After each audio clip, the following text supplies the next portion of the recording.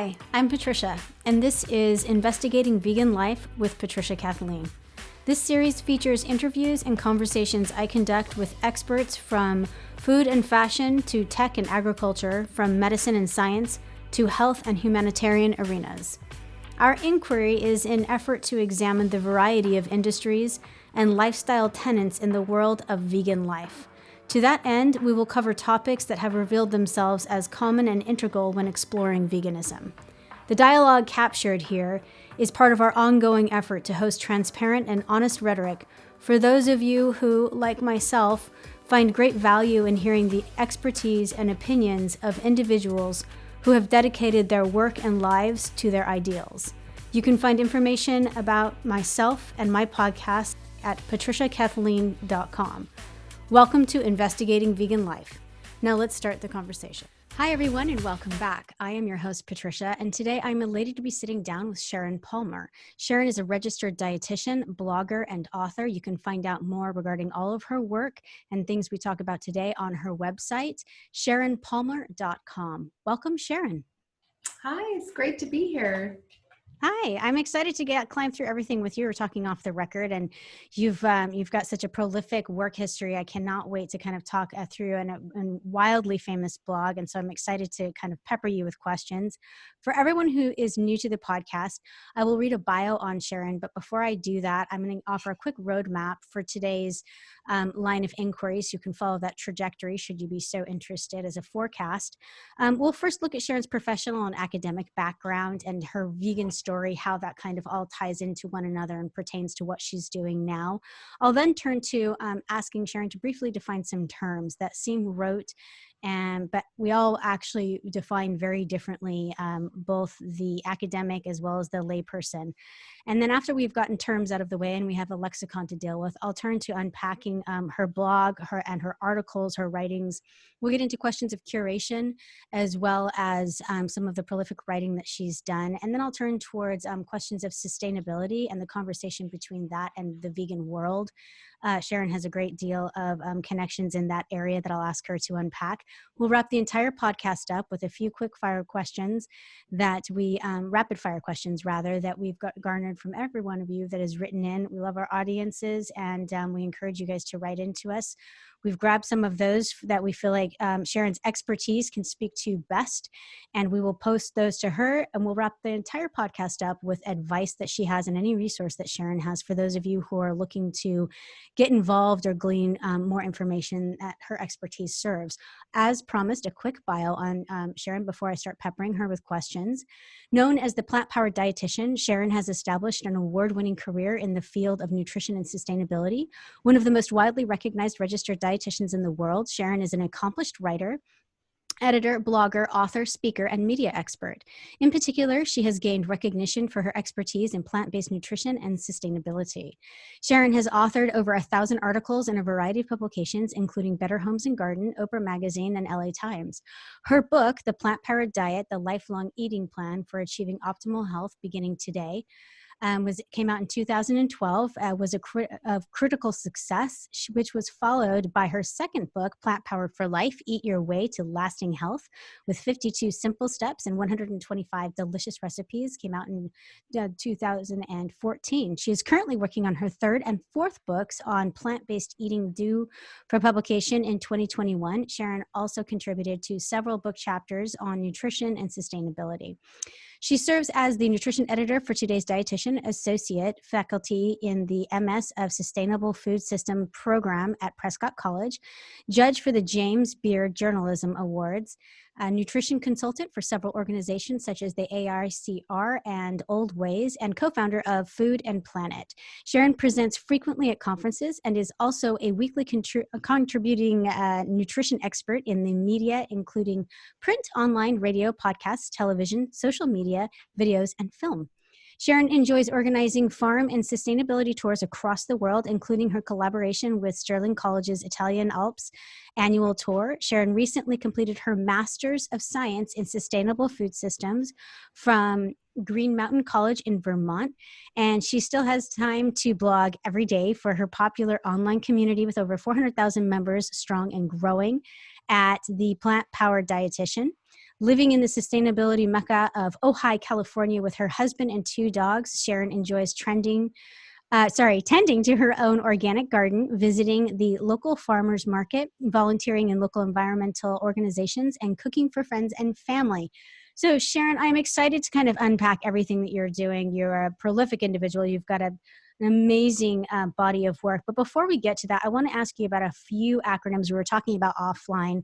Let's start off with MSFS and the RDN and what both of those mean and how they pertain to your academic and professional background prior to launching everything or as you were launching everything that you're doing. Yeah, great questions. Well, I'll start with the RDN, which is Registered Dietitian Nutritionist. So my undergrad was in nutrition. I went to school at Loma Linda University, which turned out to be a blue zone.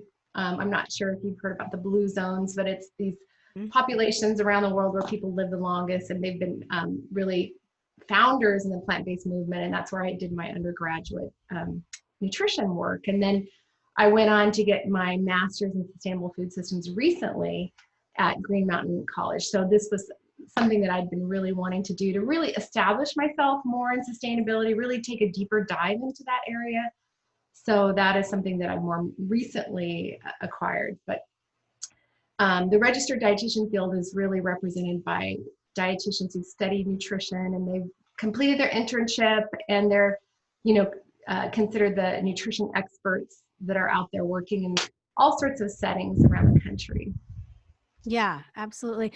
I'm curious, what is some of your history? Like, how does it all tie in together? What is your personal vegan story? How did the knowledge basis, did it start in childhood? Did it come through later in adulthood? What is your story with that? Yeah, well, my parents raised me to be almost vegetarian. They were very forward thinking for religious and moral reasons. They were trying to raise our family to be vegetarian, and we were fairly consistent with that. My parents were both farmers, long line of farmers for as long back as we can determine. So they always had a connection to the land. We always grew a lot of our food. They canned. They were very much into living kind of a off the grid life where we were really, taking care of our own family with our foods, growing it and, making our own granola, all of those things. So that was kind of my upbringing. And then studying nutrition at Loma Linda, which was a plant-based university. The hospital's plant-based. You can't even find meat in the community. That was my education in nutrition. So these were all things that I was doing, but they were more of my personal philosophy rather than something that I was doing in my work as a dietitian. But then when I had the opportunity to really, pursue my particular interest in nutrition, then I really, kind of delved right into the plant-based nutrition world. So I was vegetarian, but then I was also pescatarian for a while. And then when I was writing my books, I thought I really needed to understand what it was like to be a vegan, not just from a vegetarian looking at it as a nutritionist, but from the experience of it. And so I did a challenge in 2011, a 1-month vegan challenge, and I felt so good about my place in the planet, my impact on animals and the environment, and even my own health, that I thought, okay, this is where I'm headed with this. But really, my whole philosophy has always been to help people eat a more plant-based diet. So if that means that a carnivore can cut their meat intake in half, I'm happy about that. Or if I can help somebody be more flexitarian or semi-vegetarian. And my personal interpretation of that whole plant-based philosophy is to be vegan. Yeah, absolutely. And you've kind of dropped the nugget right there for me, the seed to move on to our next category, which is I'd love to kind of have you define as they are meant to you, as you define them in your own life and in your writing. So I'm not holding your feet to the fire of any professional dictionary or lexicon, rather just your own personal one. I would love to have you define a few terms for me. So let's start off with vegan and plant-based. How do you define each of those separate or perhaps related to one another? That's a great question because plant-based used to be a very general term that meant a primarily plant-based diet. And it was in research, that term could have been referred to as the Mediterranean diet has been referred to as a plant-based diet. just a healthy general diet with 3/4 of the plate plant-based, which is what a lot of our government recommendations are, would have been a plant-based diet. But that term has evolved recently. And there was actually a survey that was done by the Vegetarian Resource Group on who defines plant-based in which ways. And so academia really is using that term more in a general sense, that primarily plant-based. Food companies, restaurants, chefs are more and more using plant-based to mean 100% plant-based. And we're seeing that more in blogs, and recently people are using that term plant-based to be synonymous with vegan. But I kind of use that word in different ways. My personal philosophy is I use that word to be more broad. I like the word plant-based because it's a positive word. And I feel like it's embraced well in the community, but it's not a very precise word. So a lot of people are left wondering what you mean by that. So, but a vegan diet would mean no animal products whatsoever. So no meat, no fish, no poultry, but also no eggs, no dairy products, no butter, and even no honey. And then further, the vegan philosophy is that you wouldn't use animal products in your daily life, like leather and those kinds of things. However, many people have their own definition of vegan diet because it's very difficult to really, once you set those parameters in place, how far do you go? I mean, you will find somebody who will not eat at a restaurant that cooks meat because they don't know for sure that maybe the cutting board didn't get exposed to meat. And then you'll find others that that's not a problem. So you just, you have a lot of room for interpretation within that definition. Yeah. But that's exactly what the Vegan Society really explains a vegan diet to be. So in your definition, could something that says it's plant-based also contain animal products? In my personal definition, I would not. When I say plant-based, I'm talking about 100% plant-based. Although when I'm writing about plant-based diets, so I'm not even very consistent myself, when I'm writing about a healthy plant-based diet, I could even be talking about a Mediterranean diet because a Mediterranean diet is very plant-based. So, but when I'm talking more specifically about a food, when I use the word, this is a plant-based food, I'm generally talking about that's 100% plant-based food that has no animal products. So it's really confusing. And there is a movement right now to legally define that term plant-based because it's so popular on food labels. And so people are confused. When I pick up a food and it says plant-based, can I understand that that's 100% plant-based? So there is a lot going on in that area right now. Yeah, and I have to say I ascribe to a lot of it only because I think that as corporate should and always does, follow where the money is, a lot of companies are using the term, I think, to impart a sense of wholesomeness or goodness for products that may or may not be filled with a lot of processed things as well as animal products. And I think that confusing those terms as a consumer is wildly dangerous, and I always advise people who are looking to support any type of sustainability or vegan efforts that they really look for the vegan mark because of that. Like the fortified, back in the 80s and 90s, I'm older, so I recall this very well, but they stripped everything of its nutritional content and then started pummeling, fortified vitamins and minerals into it. From cereal to and hot dogs, anything on the market, could be fortified, and that made people somehow feel better about it. And it worked. I come from a wildly educated family, and I think my parents felt a great deal of sense of ease buying milk that was fortified with things that ironically it was supposed to come with already. So that's where that comes from and goes to, in my opinion. And I agree with you. I think that all of those are iffy terms that everyone needs to kind of self-define as well. And ask yourself when you're reading literature about someone mentioning plant-based, has it been qualified by the author? I think those are important things. I want to climb into this term whole foods. I want to know if you use it. I imagine as a dietitian you do. And how do you define it? And what do you mean to impart for your audience when you use it? Yeah, I use the term whole foods a lot, and I advocate for a diet that's filled with whole plant foods. And I always like to explain what I mean by that because that's a really difficult, term for people to understand because we've lost our connection with the food system.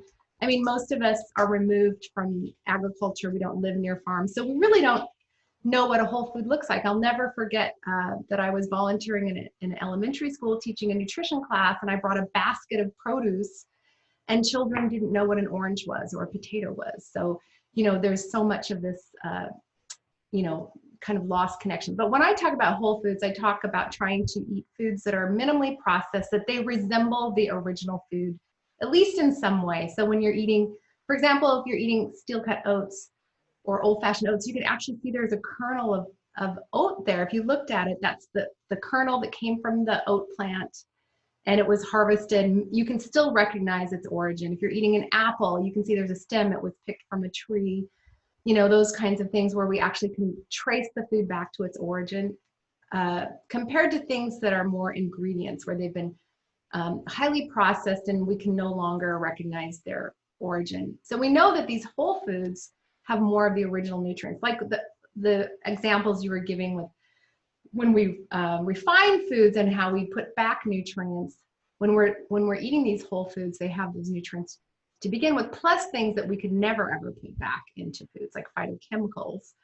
These are these compounds in plants that you can't, put back into those foods once they've been refined. And scientists still have not even identified all the phytochemicals in foods. We're still learning about all of these compounds that are synergistically present in whole foods. So, trying to eat more of these foods that are minimally processed, where you can trace them back to Mother Earth, is really like the goal for optimal eating. So I don't want to harp on that point, but I do want you to clarify for me a little bit more, because you mentioned oatmeal, and I've spoken with a lot of different people who have different terms of this, both food experts and non. My perception of whole foods was anything that had been modified by a manufacturing process or stripped of its natural properties. Mm-hmm. I think oatmeal is one of those kind of gray areas where people are saying steel cut is different than these quick oats or whatever else you have on that area. For me, as a layperson, I went in and thought, I think if it's ever touched a factory for more than sorting purposes, it's not a whole food. Would you say that that's too broad or too strict of a guideline? I mean, you mentioned steel cut oats, and so that was an area for me that it's a little bit more, everyone knows chips and processed things are definitely not a whole food, but do you have a guideline that you use to kind of introduce it to your audience, or is it kind of everything in between? Yeah, that's a really good question, and that's a good example when you talk about the steel cut oats, because ideally the whole food would be the whole kernel oats, but that's something most consumers wouldn't really have a chance to see. But and that's kind of a good example when we talk about a manufacturing process where it hasn't been touched. Where you really when you think about harvesting the food and it doesn't go through the manufacturing process, that is kind of a good kind of a standard to look at. So really, when you look at, there is a spectrum of processing from really unprocessed to what I would call minimally processed, even to what they're calling ultra processed, which is very highly processed. So that would be things like sodas and chips, and candy that there's, it's very clear and easy to see. The minimally processed area, I would throw that into still healthful foods. And I still put that into my whole foods category. Again, these are things that have not been clearly established. My personal philosophy is that steel cut oats would go into that minimally processed whole plant food category. The better one would be intact grains, where, as you mentioned, they're basically harvested. They don't touch that manufacturing plant other than to be sorted and bagged. So when we look at things like brown rice or farro, these are actual intact kernels. They've just been harvested. Even beans are a good example. A lot of beans are sun-dried in the field. I mean, they're just grown, sun-dried, and harvested. So really minimally processed. A lot of fruits and vegetables are literally harvested and packed in the field. So those would be very minimally processed. And then really unprocessed. Then the next step up would be minimally processed. So we're like doing one small thing, like cutting the steel cuts into half, the oats into half in the steel cut, or canning tomatoes. It's still a whole tomato, but now it's been canned. So that's like just one step up. But I really consider those minimally to still be, part of a balanced, optimal diet based on whole plant foods. Yeah. Absolutely. I like that. The minimally processed whole, that's these categories make things a lot more clear, actually. So I appreciate that. I want to shift now to kind of unpacking your blog. And for like a lot of the founders and people out there, this will get into our rapid fire questions, but later on, if you would be so kind as to walk us through the impetus of it, the launch, so the year that it was launched, the motivation for launching it, if you accepted any funding or if it was bootstrapped, and how it kind of all began in the early days. Yeah, well, my blog has really been around since about 2008, but it was a very, it doesn't even look anything like that. The form that it's in now, I would really got founded in about 2010. And even then it's been through several major iterations, but it really started as just a form of my journalism. I've been a journalist for the past 20 years. And, that was just something, the blogs were really just starting when I got started. It was easy to get a domain, and I was at the very beginning of the blogging thing, but I had been doing so much freelance writing, it was just a natural extension of my writing. So I was just putting up content. But then when I started really delving into the plant-based world, I wanted to really provide all these resources for people. So that's when I really started providing more information on my blog. And in I would say the last 3 years, it really just, really resonated with a lot of people and became more and more popular. And I invested a lot of time and energy into it. It's always been my blog, it's 100% my creation. I do have some guest posts here and there, but I edit everything and make sure that I've approved all the copy and make sure it's, something that I would feel good about posting. So yeah, it's been an exciting process, and it's really great that I can provide information to so many people. Yeah. And before we get into curation, I'm wondering the growth of it. You have a substantial audience. I think a lot of people are excited anytime you go over 50,000 to 100,000, viewers. I'm wondering, was there something in particular that you did, or did it just kind of naturally coincide with the information that you were putting out there? Did you take out ads? Did you have anything like that you did? Did you join as a membership, a sponsorship, partnership with somebody that pushed it up, or was it just organic growth? It was definitely a concerted effort for me to really get the growth there. I mean, I invested a lot of time and energy and went to conferences. There's a real art and skill to trying to get, your blogs to do well, social media to do well. So I've always gone to lots of conferences and events and learned about SEO and Google and all of these analytics and ways to make sure that your material is actually getting seen in searches. So a lot of my content, the biggest amount of my content is being found in organic search. So people literally type in something in Google and my content comes up. So that's the most, I have so much content. So that is another big factor. But I'm also very active on social media. So when we talk about my community, a lot of that is from Pinterest, is very popular because I do a lot of recipes. People love Pinterest for plant-based recipes. So yeah, Pinterest, Instagram, Facebook, they're all popular kind of channel. There's a big community effort within our plant-based community. It's a very, people really love to network in that plant-based space. And so I think it's easier to develop that kind of social community. Yeah, I'm wondering, speaking of that kind of a curation process, and dealing with communities, because you've written so many articles and books, and you have 2 on the forecast. When you look at starting to curate, let's first look at your blog. How do you curate as kind of one of the main contributors of it? How do you curate what is making into it? How do you kind of grow that curation process? Do you find yourself becoming thematic? Are you affected by the climate, as not just the pandemic, which I think a lot of people think immediately when I say climate, but local trends, Impossible Burgers going IPO soon. People are anticipating this billion-dollar unicorn status and things of that nature. Would that make its way onto a conversation on your blog? Like, how do you start the cultivation process or curation process of the information you represent there? Yeah, it's a great question.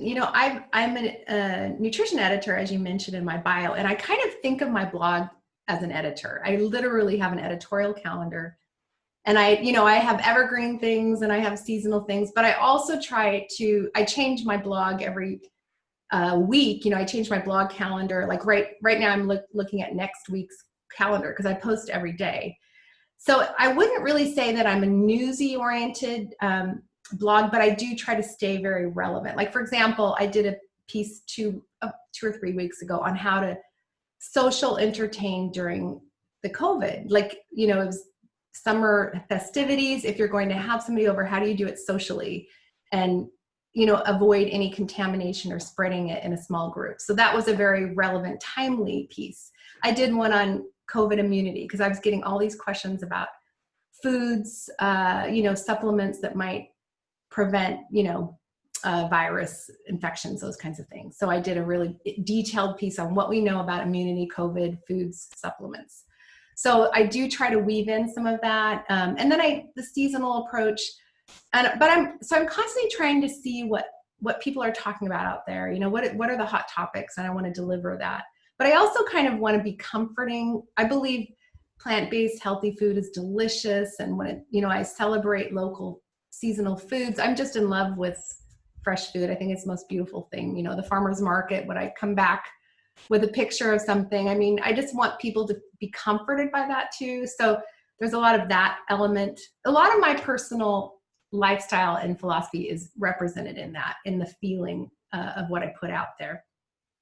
So, I do try to incorporate all those things. I try to have a mix of recipes, of lifestyle tips. Even I have a free gardening guide because I'm passionate that if everybody who has a little space of soil could try to grow some of their own food. So that was something I really wanted to share, just to educate people. It's not that difficult, and just to try that a little bit. So I'm just kind of looking at all the things that are out there that people need help with and deliver that.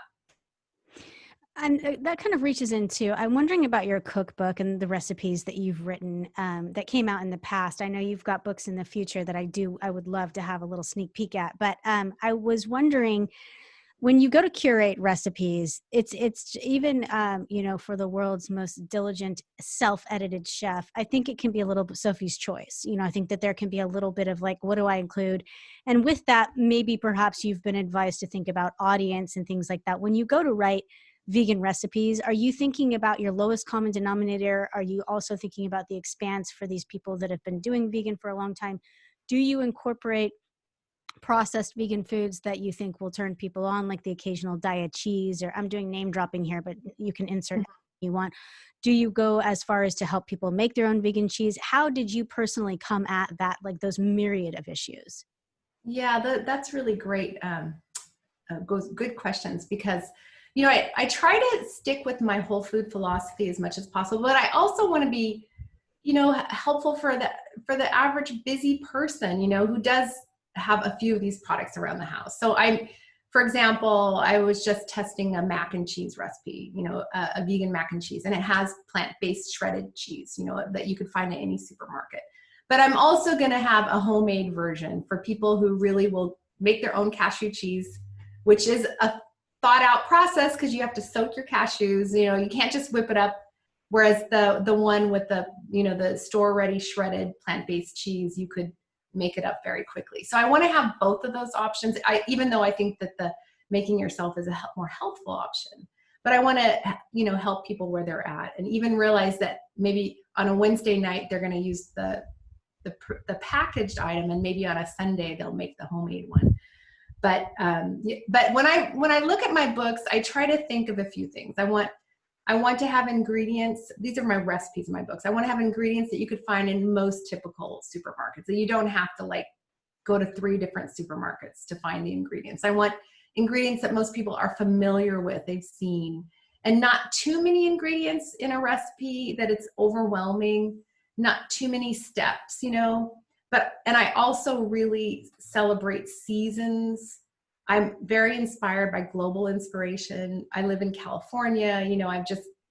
I'm in love with food traditions and cultures. And and this whole inspiration of all these different food traditions just inspires me. So I have a lot of that in my culinary style. And then really helping people understand the seasons of what produce is available. And like right now it's the summertime, so be using that stone fruit and melons, it's so good right now. And then pretty soon we're going to switch to pears and apples and persimmons, and that's when they're really their best. Don't be wasting your time buying the apples now. This is the time for all those other things that we only get for a little while when they're at their best. So that's kind of what I'm trying to do with my recipes. I test them in my own home with my family. I make sure that they turn out the way everybody likes them for like at least a few times before I publish that recipe, because I want to make sure it works in everyone's home, Yeah, lucky family. I'm into this idea of eating seasonably, and I have to say it's an area that I was like reintroduced. I was spoken to a great deal as a child about it. However, I went to the wayside, and I thought, that's one of the benefits of living in this modern age. Like, we can have food whenever. And I was speaking to a vegan chef in London, and she's returned her entire business model to eating seasonably, and how crucial it is, and the difference of the taste between a food that was meant to be grown for 1,000 during that time period, as opposed to one that was forced to be grown. And she's converted me at any rate. And that was, without even tasting her food. There's a huge conversation between this eating seasonably and sustainability. And this kind of idea of, I always attach sustainability with accountability. I think that, talk about being sustainable, you're being accountable for some process of the earth, for things. And you attachment in your history with sustainability. You're a associate faculty member in the MS of Sustainable Food Systems program at Prescott College. And I want you to, I think I forgot to ask you, unfortunately, to define it then, but I'm hoping you can, as it pertains to food or diet, what does the word sustainable mean to you? Yeah, that's also a super good question. I get asked that question a lot. And really, a lot of people think about sustainability in terms of the environmental impact. That's what most of us go straight to. And indeed, the environmental impact of a food is a huge part of sustainability. But there are also other main pillars of sustainability. And one is economic. So foods have to be within an economic framework, affordable for people, for all people, in their preference, in their food culture and their tradition. Good, healthy, sustainable food would have to fit into that economic framework, as well as take care of people that grow our food. They should be paid a fair living wage, right? So that's part of the economic part of sustainability. And then there's the social part, that we take care of our social areas and our communities, and that we keep healthy, resilient food systems within our communities. So there's that part. And then there's the nutrition part, because a lot of people don't even think about this, but a food could not be sustainable if it doesn't sustain our human bodies. So if we're using all of these resources to produce foods that are unhealthful, then that is the opposite of sustainability. So for example, sugar sweetened beverages, there's so much research that these do nothing to help our health, but yet they take up resources to grow the foods that become these sugars. So that would be an example of an unsustainable food in terms of health. So, and then when we look at the environmental pillar, we're looking at all the impacts of our food system on the environment, whether it's our natural resources, pollution, carbon footprint, climate change, all of these impacts. So it's a very complicated thing, and we're looking from farm to fork, all of these different impacts of our food system when it comes to these areas. What's most likely to change in that area? Is it education? Is it reaching into sustainability and educating people on first perhaps a country level, a global level? Do you think that COVID's playing into that? Everyone I know has returned, from farmer to presidents of foundations, are returning to a personal dialogue and conversation with food and the life cycle of food, regardless what you believe about the pandemic. The sickness that has encroached the world over, which is required in a pandemic, has caused people to really consider the life cycle and earth cycle of the food. Do you think that will largely change these efforts of understanding sustainability?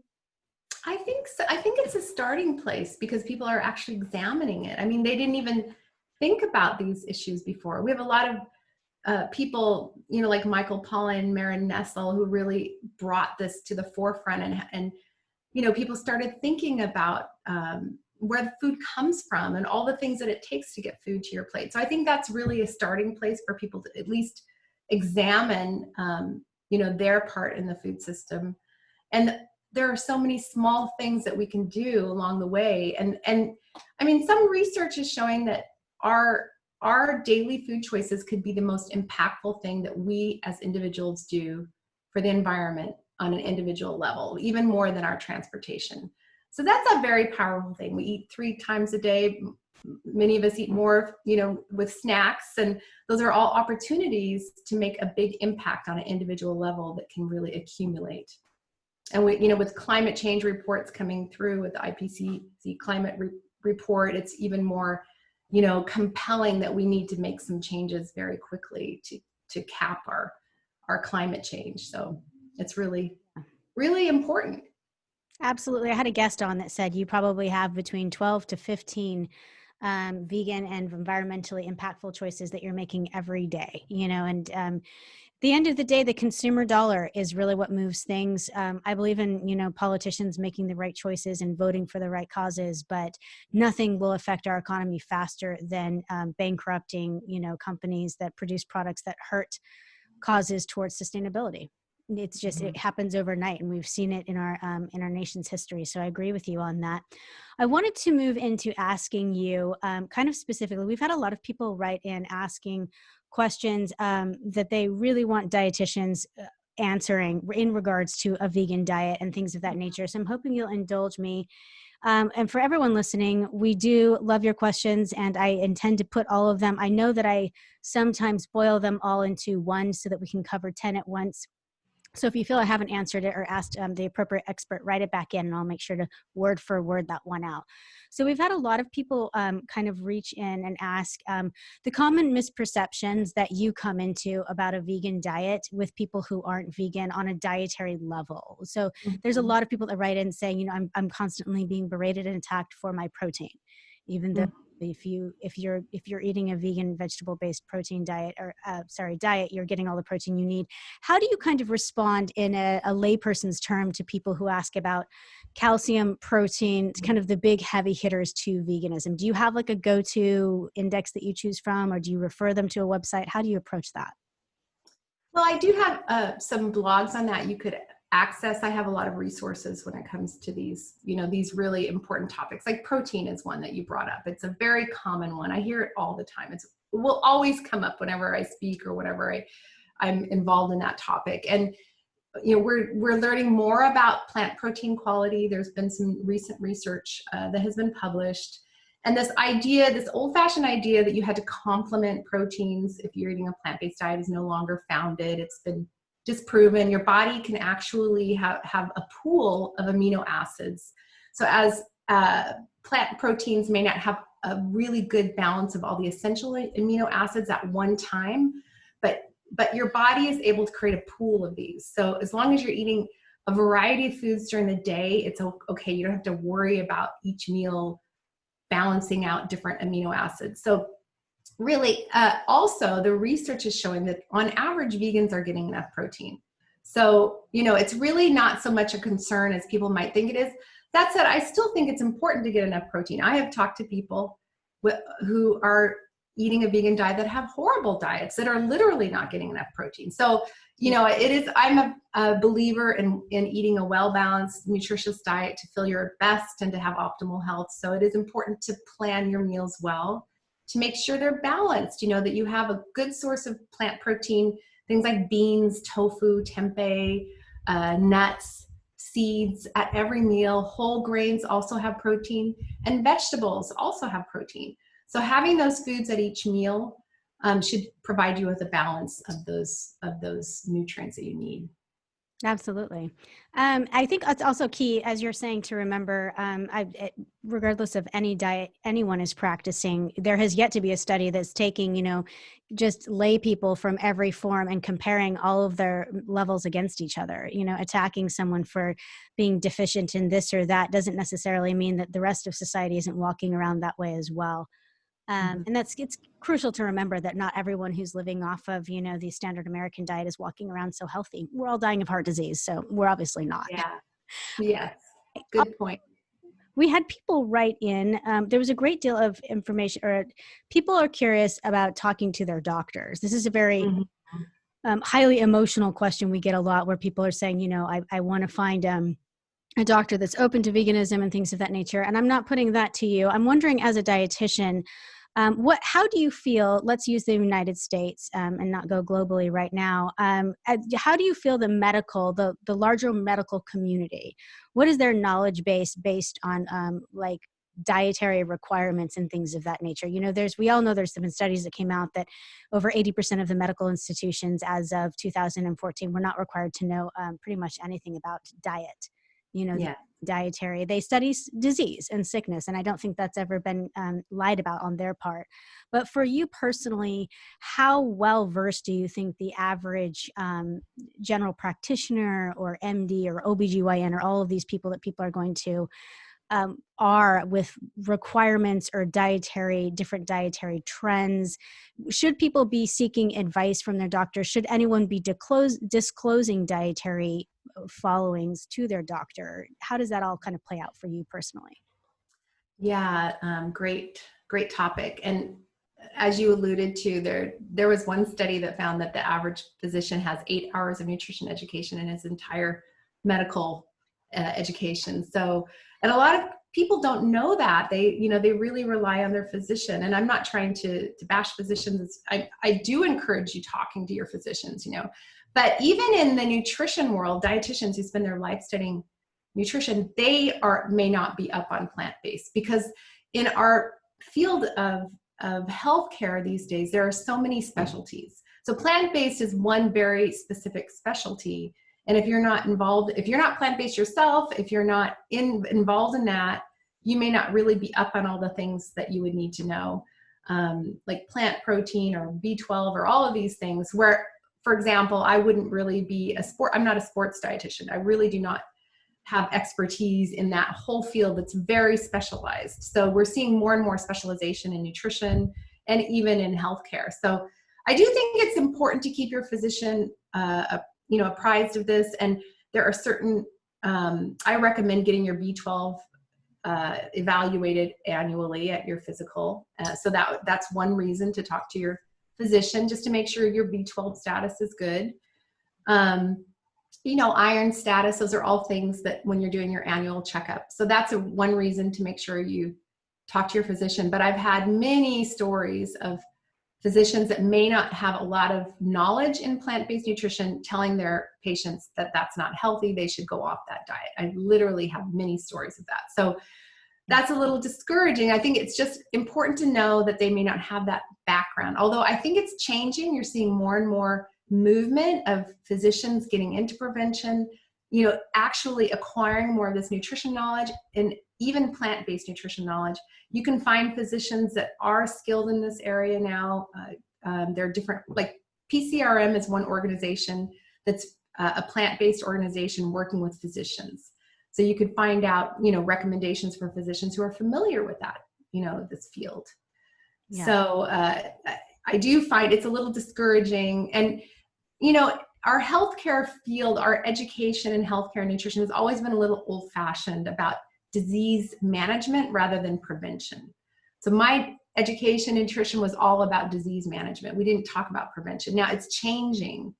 But what, a plant-based diet is really prevention. Of course, you can help manage disease with it too, but it's really about helping to prevent all these things before they happen. So this is something that our whole healthcare system doesn't really, discuss. It's really not modeled that way. Yeah. And I think it's the great thing about the new generation coming up as well. looking at having to reverse some conditions that I think the millennials and Gen Z are looking at with environmentalism, this idea of like, maybe we shift the paradigm of knowledge into prevention rather than, quick fixes or catastrophic effects afterwards.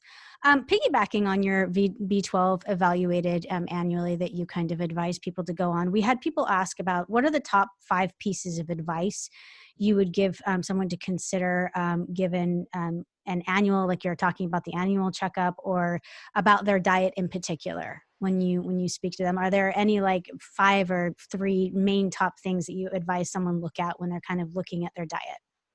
Yeah, well, definitely you have to take a B12 supplement. And there's a lot of misinformation out there. There are a lot of vegans that don't believe you need to take B12, but absolutely you have to take B12. So it's an essential nutrient, and deficiency can have neurocognitive impacts. So it's important to take it. And actually, a lot of people don't realize this, but over 55, the current IOM recommendation is that everybody over 55 should take B12 because we absorb it so poorly and it has such an important impact. So this is, again, one of these things that everybody should be concerned about. But because it's found in animal foods, it's the one thing that you cannot get unless it's through fortification or supplementation. So that's important.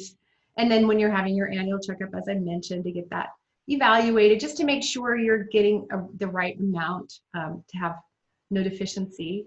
And then I think it's important, I mentioned about the balancing of meals. Sometimes I encounter, I'm a dietitian, so I'm a little bit of a worry wart when it comes to nutrition. That's my background. But, sometimes I'll talk to people and there's this idea like, well, I'm just going to eat and what I eat is going to take care of myself. And like it's just kind of natural, this whole natural, I eat healthy and it's just going to all find its way in the right place. And I see diets where it's like a green juice for breakfast and some strawberries for lunch and maybe at dinner, like, a veggie burger. And I'm like, that's not what a healthy, optimal plant-based diet looks like. It's really intentional and you're caring for your body and you're making sure you're balanced with a source of plant protein, a whole grain, lots of vegetables, at each meal. It's not like it's not rocket science. It's not like something you have to stress out over, but it's also something, that you do have to invest a little bit of time in. You do have to shop and make sure you have those ingredients in your home and, just winging it. Then what happens often is I see people feel really poorly. They're not eating well, they feel bad, they have no energy. And so then they just give up, So you do have to invest a little bit of time and energy in that eating model. So the B12, that. Another thing, talking about micronutrients is calcium and vitamin D. You mentioned it a little bit. It is important to get calcium in your diet. Now, there's a lot of debate how much calcium we need. And we see populations around the world that don't even have milk in their cultural diet pattern. They don't even drink milk, and they have lower rates of osteoporosis than we have. But they've found ways to get calcium in their diet. It's amazing throughout history, when you look around the world, people have found ways to get these essential nutrients in their diets, So tofu, for example, has calcium, and it's very prominent in Asia, right, where people don't drink milk very much. So there are ways to get it. So the research right now on calcium, as long as vegans get good sources of calcium and protein, they have no greater risk of bone fractures or anything like that. But it does mean you have to make sure to get calcium, eating. I usually recommend fortified plant-based milk, which is something a lot of people, may not be looking at because there's calcium in there. And then making sure you're getting those sources of green vegetables, cruciferous vegetables, tofu, those kinds of things. And then vitamin D, all of us are walking around with vitamin D deficiencies because we're indoors, we're not outdoors, and we're not getting the sunshine that we used to. So that's relevant to all of us. So, getting a little bit of sunshine, like 15 minutes, 10 to 15 minutes a day, having some of the fortified foods. Mushrooms can have vitamin D. So those are some things. Trying to think. of anything else that would be some of my top recommendations. I think one of the, I mentioned a little bit about just being prepared, and I think that when you've been eating a plant-based diet for a long time, you really fall into a nice routine. It's at the beginning that, making sure you have a pantry that has your essentials. And the great thing about a plant-based diet is a lot of the items have a long shelf life. They're not expensive. Things like dried beans, whole grains, these nuts and seeds, these kinds of things can be in your pantry, and they're really the foundation, like the canvas of your diet. And then you're just adding in seasonal produce, some fresh things like tofu, and it's very simple. But making sure you have those things around. If you come home to an empty kitchen, it's really hard to say, oh, I'm going to whip up something healthy that's going to feed my body and, make me feel good. So those are important things. Definitely. A healthy relationship with farmers markets, as you're talking about, the produce aisle. I think you're right. You just said coming home to an empty kitchen, and I kind of got a little stressed out. I'm very nervous personally. I'm like, no, can't do that.